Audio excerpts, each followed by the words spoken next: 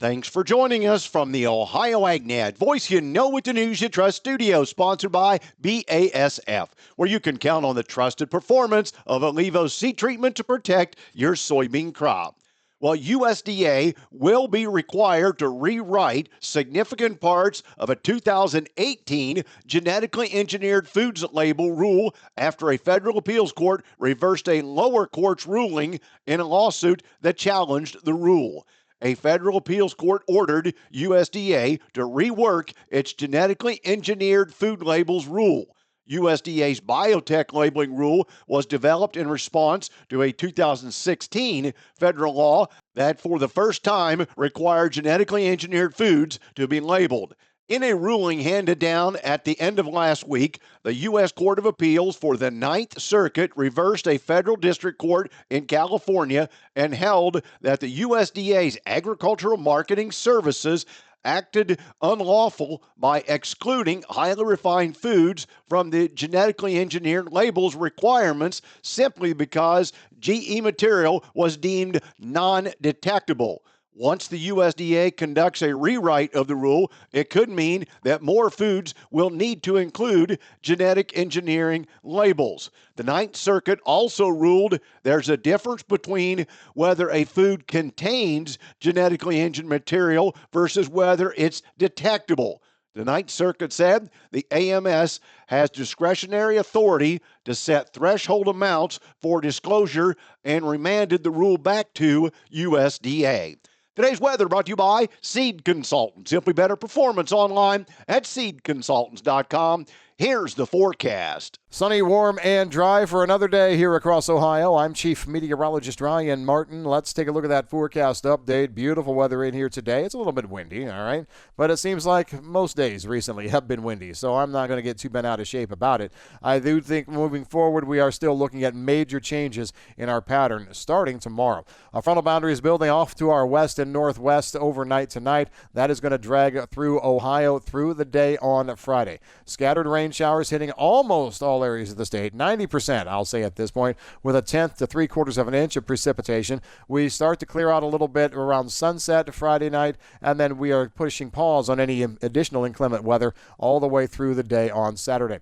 Overnight Saturday night through Sunday, rain showers are back with another area of low pressure. Can see another tenth to 3/4 of an inch. However, this time, the low is not as impressive on moisture and more impressive for what it does behind it. Strong north flow comes in. This low opens the gates to the Arctic, it feels like, and well below normal temperatures are in here for Sunday, midday, and afternoon through Sunday night, Monday, and Tuesday. Strong north winds coming over the Great Lakes means a lake effect is going to be an issue through the daytime hours. I'm looking at the lake effect to bring scattered rain showers, especially Sunday, midday, afternoon, and Monday. But in the overnight periods, look, this can easily trigger some lake effect snowflakes, sloppy wet snowflakes. This will be near Lake Erie. I don't think it's going to be much of a story anywhere else, but we'll keep an eye on it. And then moving forward, once we get into Tuesday night, early Wednesday, as quickly as the cold air races in, it's gone. South flow dominates for Wednesday, and we warm back up in a big way for the rest of next week, and we stay dry.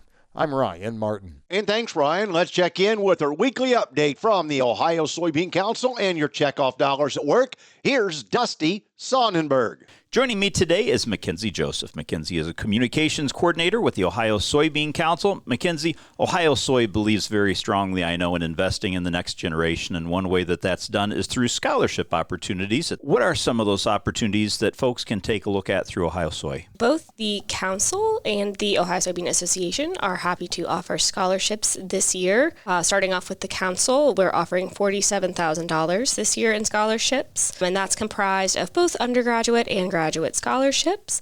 That includes 7 undergraduate scholarships of $3,000, one $3,000 Robinson Joslin Scholarship, the $5,000 Bema Viver Engine Scholarship, and then this year we're excited to announce a new scholarship in honor of Thomas Fontana, who is retiring at the end of this year. Tom Tom is our research and education director, so we decided to establish a $3,000 scholarship in his name specifically to a student studying Ag Ed. And then our graduate students, we have three $5,000 scholarships available for them studying anything related to agriculture with their research. And then on the association side, we are happy to announce we have two $1,000 scholarships available. But what's different about those scholarships this year is that they are now available to high school seniors who are going to be with an intent to enroll in college. Where can students or parents that are interested in learning more go to get the applications and learn more about what's required? All of those applications can be found on our website, soyohio.org. All of those scholarships close at midnight on January 16th, 2026, and they are open now. Again, my guest today is Mackenzie Joseph. She's Communications Coordinator with the Ohio Soybean Council. Mackenzie, thanks so much for your time. Today's update has been brought to you by the Ohio Soybean Council and your soybean checkoff. And thanks, Dusty.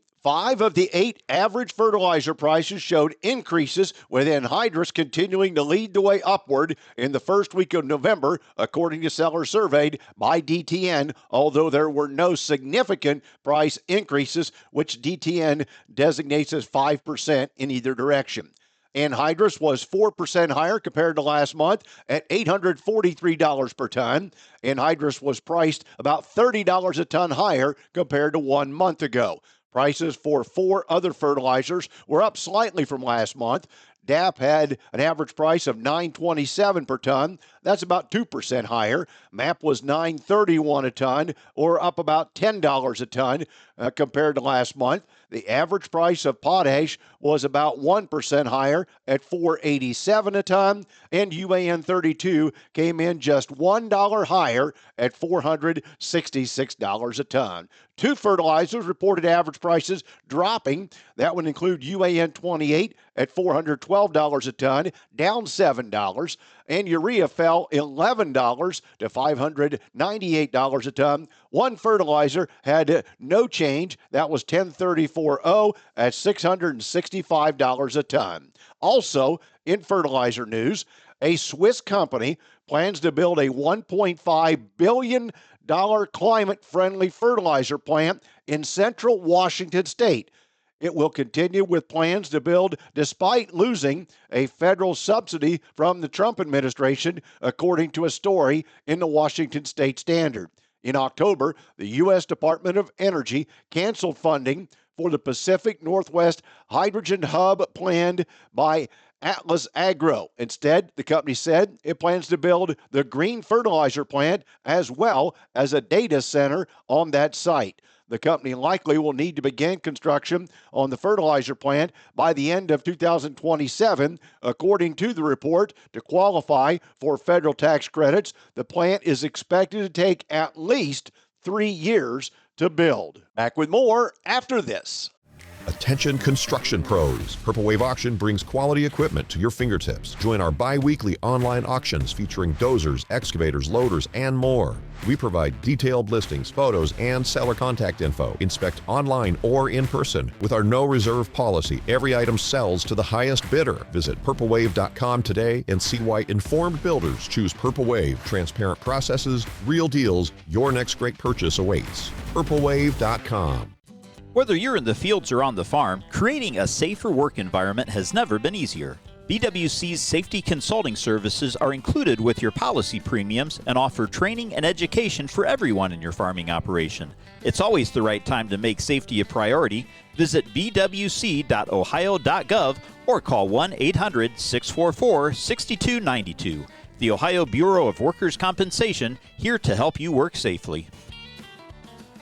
Ever wonder what a processed food really is by definition? Let's find out more about that conversation. Here's Ty Higgins. Recently, USDA and FDA requested data and information to help develop a uniform definition of ultra-processed foods, or UPFs, for human food products in the U.S. food supply.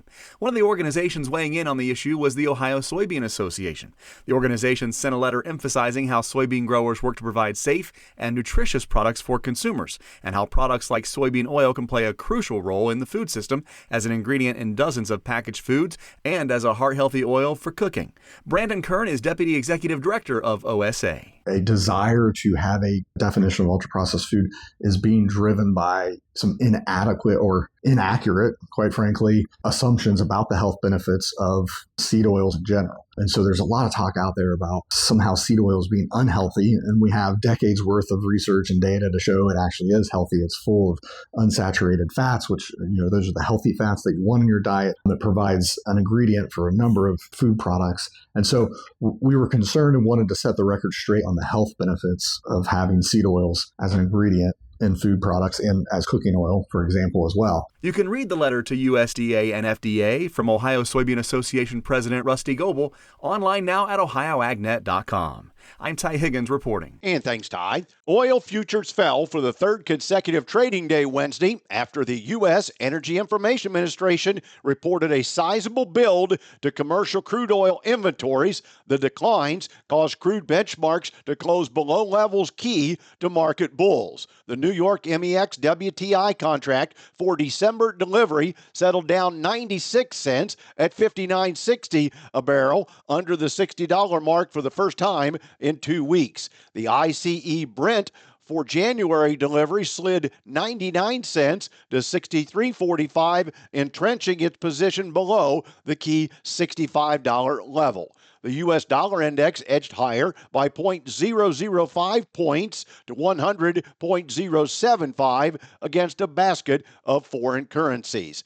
And the American Petroleum Institute on Tuesday reported that commercial U.S. crude oil inventories grew by 6.5 million barrels last week, and the EIA reported that gasoline inventories fell 4.7 million barrels on the week to 206 million barrels, but that provided little support to the prices. Today's market analysis is brought to you by the Louis Dreyfus Company, excited to be building the newest state-of-the-art soybean crush facility in Upper Sandusky, Ohio. For marketing information on your beans to LDC, call 574-566-2113. Here's Ryan Martin. Grain markets finished mostly higher yesterday. As we take a look back at the close, corn finished up 3 to almost 5. Beans were up anywhere from 11 to 14. Soybean meal was up. Bean oil was up. Wheat was up in Chicago and Kansas City. All around a decent day. It took a while, but we got there. Before we talk about the rest of the grain markets, I know there are some of you that actually listen with an ear for livestock as well.